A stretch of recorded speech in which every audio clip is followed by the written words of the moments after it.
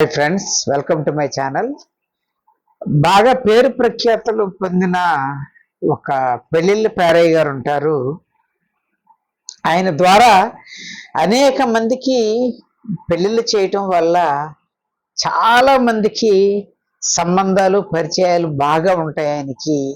అయితే ఆయనకి వయసు బాగా పెద్దదవటం వలన తనకు ఉన్న ఒక్కగానొక కొడుకుకి తన యొక్క వారసత్వంగా ఆ వృత్తిని ఇచ్చేసి ఆయన ఉన్నలోపే తన కొడుక్కి పెళ్లి చేయాలని అనేకమైన సంబంధాలు చూస్తూ ఉంటాడు. కానీ వీళ్ళ కొడుకు మాత్రం వచ్చిన సంబంధం వల్ల చెడగొట్టేస్తూ ఉంటాడు. ఎందుకనంటే వాళ్ళ నాన్న అనేక మందికి నిజాన్ని అబద్ధంగా చేసి అబద్ధాన్ని నిజంగా చేసిన అనేకమైన పెళ్ళిళ్ళు ఈ కుర్రోడు చూశాడు. అలాగే ఆ పెళ్ళిళ్ళ బాధితులందరూ కొద్ది రోజుల్లోనే, కొద్ది నెలల్లోనే, కొన్ని సంవత్సరాల్లోనే గొడవలు పడి విడిపోయిన వాళ్ళు ఉన్నారు. కొంతమంది తప్పదన్నట్టు ప్రతిరోజు ఇంట్లో యుద్ధం చేసుకుంటూనే కాపురాలు చేసేవాళ్ళు అనేకమైనవి ఉన్నారు. కాబట్టి మా నాన్న కనుక నాకు కూడా వచ్చిన సంబంధం కొన్ని రోజులైన తర్వాత ఏదో ఒక గొడవ రావటము, లేకపోతే వాళ్ళకి ఏదైనా ఎఫ్ఐఆర్ ఉండి తర్వాత బయటపడటము జరిగితే కనుక నేను తట్టుకోలేను అని చెప్పి ఒక అనుమానం అనే ఒక పెనుభూతాన్ని తన గుండెల నిండా పుష్కలంగా ఉంచుకుంటాడు. ఒకరోజు వాళ్ళ నాన్న పిలిచి, బాబు నా వయసు అయిపోతుందిరా, నువ్వు నేను తీసుకొచ్చిన సంబంధం వల్ల కాదంటున్నావు, పోనీ నీకు ఇష్టమైన సంబంధం ఏదైనా ఉంటే చూసుకో, నేను వచ్చి మాట్లాడి చేస్తాను. నా మాట కాదనకుండా, కాదని ఉండేవాళ్ళు ఇంచుమించుగా ఎవరు ఉండరు, నా మీద నీకు నమ్మకం లేదు కదా అంటే, సరే అలాగే నా పెళ్లి నువ్వేం చేయక్కర్లేదు, నేనే చూసుకుంటాను, నాకు పెళ్లి చేసి పెట్టుగాని అని చెప్పి అంటాడు. అన్నకాడ నుంచి అమ్మాయిలు ఎక్కడెక్కడ దొరుకుతారో ఏంటో అనేది పెళ్ళిళ్ళు చేసేవాళ్ళకి తెలుసు. కాబట్టి తను ఒకరోజు ఒక ఈవినింగ్ టైం ఒక హోటల్ దగ్గర నుంచొని టీ తాగుతూ ఉండేటప్పటికి ఒక అమ్మాయి చక్కగా పద్ధతిగా చీర కట్టుకొని నడుచుకుంటూ వెళ్తూ ఉంటుంది. ఈ అమ్మాయిని చూసిన ఈ పెళ్లి కొడుక్కి, ఆ పెళ్ళిళ్ళ పేరు ఈ కొడుక్కి వెంటనే ఆ అమ్మాయి నచ్చుద్ది. అమ్మాయి చాలా బాగుందిరా, చాలా పద్ధతిగా ఉందని అనుకుని ఎక్కడికన్నా ఆవిడ ఎక్కడో ఏంటో వెనక్కి వెళ్ళి వాళ్ళ ఇల్లు తెలుసుకుంటే మంచిది కదా అనుకునేటప్పటికీ వెంటనే తన హృదయంలో ఉన్న అనుమానం ఒకసారి భుజం తట్టి, నీకు నచ్చిందని అంటే వేరే వాళ్ళకి నచ్చకూడదని రూల్ ఏమన్నా ఉందా? ఆవిడకి నచ్చుకోకుండా ఇప్పుడు వరకు ఎవరో ఉండుంటారంటావా? ఒక్క రోజులోనే నువ్వు డిసైడ్ అయిపోయి ఆ అమ్మాయి ఇంటికి వెళ్ళిపోతాను అంటున్నావు. 4-5 రోజులు చూడు ఆ అమ్మాయిని. ఒకవేళ ఇవాళ ఆ అమ్మాయి ఫ్రెండో బాయ్ ఫ్రెండో ఎవరైనా ఈరోజు ఏదన్నా పని ఉండి రాలేదేమో, 4-5 రోజులు వెయిట్ చేయొచ్చు కదా అనేటప్పటికి, అమ్మ కరెక్టే కదా, నేను అసలు విషయం మర్చిపోయానని చెప్పి తన అనుమానాన్ని ఒకసారి అభిమానించుకొని ఒక వారం రోజులు సీక్రెట్గా ఆ అమ్మాయిని అబ్జర్వ్ చేస్తూ ఉంటాడు. అదే ప్లేస్లో ఆ అమ్మాయి యథావిధిగా ఎవరో రారు అక్కడి నుంచి కామ్గా నడుచుకుంటూ వెళ్ళిపోయేటప్పటికి ఓకే అంటే ఈ అమ్మాయికి ఎవరో ఎఫ్ఐఆర్స్ ఏమీ లేవు. పైగా చూస్తాకి అందంగా ఉంది కానీ చాలా స్ట్రిక్ట్గా కనపడుద్ది. అందుకోసమని ఒకసారి ఇల్లు తెలుసుకోవాలని చెప్పి ఆ అమ్మాయి తెలియకుండా ఇంటి దగ్గరికి వెళ్తాడు. ఇల్లు దగ్గరికి వెళ్ళి చూసుకొని వస్తాడు. అక్కడ దగ్గరలోనే ఉంటుంది. ఓకే, మీ అమ్మాయి ఇల్లు కూడా తెలుసుకున్నాం. ఇప్పుడు ఏం చేయాలి? మా నాన్నకు చెప్తే కనుక వెంటనే అసలు వాళ్ళు ఎవరో ఏంటో తెలియకోకుండా మనం మాట్లాడితే బాగోదు కదా. ఆ వివరాలు నేనే తెలుసుకోవాలనుకొని ఆ అమ్మాయితో మాట్లాడాలని అనుకొని ఒకరోజు ఆవిడ వెళ్ళే దారి ఒక 5 నిమిషాల్లో వస్తానంగా ఒక 500 రూపాయల నోటు ఆవిడ వెళ్ళే దారిలో పడేసి ఆ అమ్మాయి వస్తూ ఉండగా వెళ్ళి గబుక్కుని వెతికిపట్టి, మేడం మీరు డబ్బులు పడిపోయినట్టున్నాయి మీ అనుకుంటున్నప్పటికీ ఆ అమ్మాయి ఒకసారి తన వెనక చూసి, మీకు పెట్రోల్కి ఉపయోగపడతాయేమో తీసుకోండి, ఎందుకనంటే చాలా రోజుల నుంచి పాపం ఇక్కడ కాపలా గాయటం వెనక రావటం ఇవన్నీ నేను అబ్జర్వ్ చేస్తున్నాను అనేది ఎప్పుడు అని వెళ్ళిపోద్ది.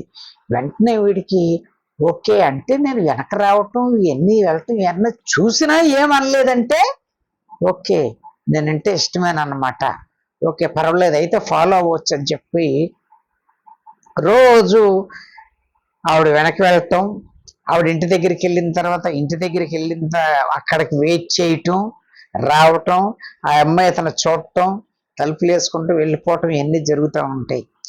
ఒకరోజు అదే ప్లేస్లో మనం ఉండగా ఆ అమ్మాయి ధైర్యం చేసి, ఏమండి చాలా రోజుల నుంచి అబ్జర్వ్ చేస్తున్నాను, మీరు నా వెనకే వస్తున్నారు, ఇంటి దగ్గరికి వస్తున్నారు, అక్కడ అవుతున్నారు, నాతో ఏమన్నా మాట్లాడాలనుకుంటున్నారా మీరంటే అదేనండి అని చెప్పబోయేటప్పటికి ఇక్కడ కదా రోడ్డు మీద ఎందుకంటే మాట్లాడుకుంటూ, ఎలాగో మా ఇల్లు తెలుసు కదా నేను ఇంటికి వెళ్తున్నాను, ఇంటికి రండి మాట్లాడదాం అనేటప్పటికి ఇమ్మీడియట్గా వాళ్ళ ఇంటి దగ్గరికి వెళ్ళే ముందు అక్కడ కొబ్బరి బొండాలు అమ్ముకునే ఒక ముసలమ్మ ఉంటుంది, ఆమెను కూడా ఎంక్వైరీ చేద్దాం, ఎందుకన్నా మంచిది డైరెక్ట్ అయిపోయే ముందు అసలు ఆ అమ్మాయి బ్యాక్గ్రౌండ్ ఏంటో తెలుసుకుందామని ఆ అమ్మాయి మాటల్లో పెట్టి, మా అమ్మ ఇప్పుడు వెళ్ళిన అమ్మాయి ఎక్కడో చూసినట్టున్నానమ్మా నాకు గుర్తుకు రావట్లేదు అని అనేటప్పటికి ఆవిడ అంటది, బాబు ఆ అమ్మాయి ఒక కార్పొరేట్ హాస్పిటల్లో పనిచేస్తూ ఉంటుంది, చాలా మంచిది,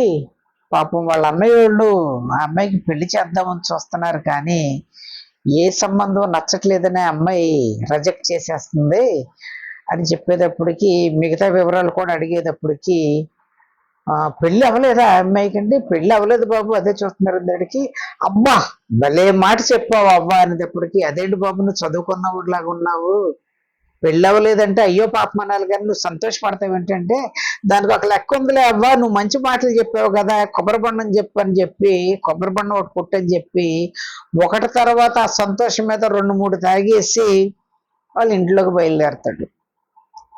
లోపలికి వెళ్ళి తలుపు కొట్టడానికి అమ్మిది, వచ్చారా మీరు లోపలికి రండి అని చెప్పి, అన్నయ్య ఇన్ని రోజుల నుంచి మీకు చెప్తున్నాను కదా నా వెనక ఒక అతను ఎమ్మట పడుతున్నానని, మీరు రోజు వెళ్ళి వెతుకుతున్నారు మీకు దొరకట్లేదు అంటున్నారు కదా, అందుకే నేనే ఇంటికి తీసుకొచ్చాను అనేటప్పటికి ఆ అమ్మాయికి ఒక ఆజానుబాహుల్ లాంటి ఒక 7 అన్నదమ్ములు ఒకేసారి వచ్చి, ఎరా ఇతను ఎరా మా అమ్మాయి మా చెల్లెమ్మట రోజు వెంట పడుతున్నావంట, ఏం చేద్దామనరా అమ్మాయిని కిడ్నాప్ చేసేద్దామనా, నేను చూస్తే అమ్మాయిల్ని అమ్మేసేవాడిలాగా ఉన్నావు అందరికి, అయ్యయ్యో అది కాదండి అసలు నేను ఎవరినంటే అని చెప్పేలోపు నోరు మూసి చిరంజీవి గారు ఒక సినిమాలో చెప్పిన డైలాగ్ నాకు గుర్తుకొచ్చి చెప్తున్నాను, నీ బంతి గిన్నె కీలు తీసి బంతాడిచ్చేస్తానని ఒక డైలాగ్ ఉంటుంది, మరి అదే సినిమా గుర్తులేదు కానీ అలాగా అతన్ని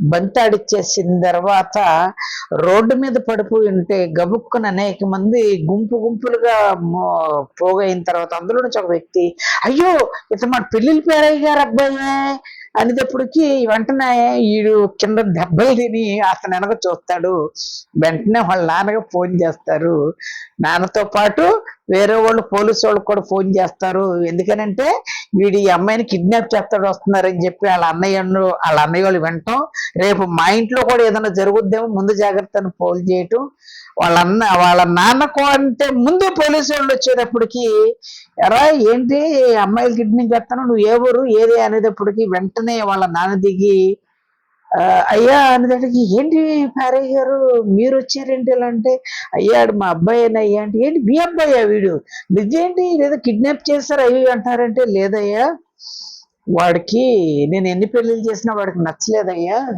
అందుకోసమని ఎవరన్నా ఒక అమ్మాయి నీకు నచ్చితే చెప్పరా నేను వచ్చి మాట్లాడతానని చెప్పానయ్యా, అది చెప్పిన మాట వాస్తవమే, కాకపోతే నా అబ్బాయి మాత్రం చాలా మంచోడయ్యా, కిడ్నాప్ చేయటం కాదు కదా, కనీసం ఏ చెడు వ్యసనం లేదు, చాలా మంచోడయ్యా, వాడికి సంబంధం చేద్దామని చూద్దామని అనుకునేటప్పటికీ వాళ్ళందరూ పోలీసు వాళ్ళు, సరేనయ్యా ఇప్పుడు ఇతను చెప్తున్నారు కదా ఈ పేరయ్య గారంటే మా అందరికి బాగా తెలిసిన ఆయన, ఇంకేదైనా ఇష్టం ఉంటే గనక ఆ అమ్మాయితో మాట్లాడి సంబంధం కుదుర్చుకోండి, లేదంటే గనక వదిలేసేయండి అని చెప్పి అని వాళ్ళు వెళ్ళిపోతారు.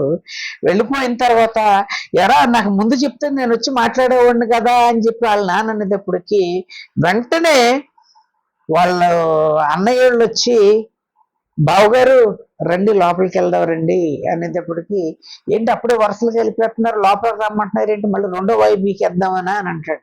అబ్బెబ్బే అలా కాదండి, మా అమ్మాయికి మీరు, మా చెల్లికి మీరు నచ్చారో లేదో ఇద్దరు ఎదురు కూర్చోబెట్టి మాట్లాడదామంటే వాళ్ళ నాన్న కూడా అరే నీకు భలే సంబంధం కుదిరిందిరా అంటే ఏం చేయమంటావు అప్పుడు పెళ్లి చేసుకొని కాళ్ళు చేతులు ఒళ్ళు ఒక్క ఎముక కూడా సరిగ్గా లేకుండా ఎరగొట్టేసరి చేసుకోమంటావా అనేటప్పటికి వెంటనే ఒక తీయని స్వరం, నేను మీకు ఆయింట్మెంట్ రాస్తాను, ఇంజెక్షన్ చేస్తాను, మిమ్మల్ని వేడి నీళ్ళు కాపురం పెట్టుకుంటాను అని చెప్పి వాళ్ళ చెల్లి అనేటప్పటికి వాళ్ళ అన్నయ్య ఆహా మా చెల్లికి కూడా నచ్చేశారు బావగారు, మీరు ఇంకా చాలా అదృష్టవంతులు, పెళ్లి సంబంధాలు మాట్లాడక ముందే మా చెల్లికి కూడా నచ్చేశారు అనేటప్పటికి అయోమయ స్థితిలో ఇంట్లోకి వెళ్ళాలా బయటికి వెళ్ళాలని ఆలోచిస్తూ ఉండంగా వాళ్ళ అన్నయ్య వాళ్ళు వచ్చి కాళ్ళిద్దరు చేయలిద్దరు తీసుకొని లోపలికి తీసుకెళ్ళి మంచం మీద పడుకోబెడతారు.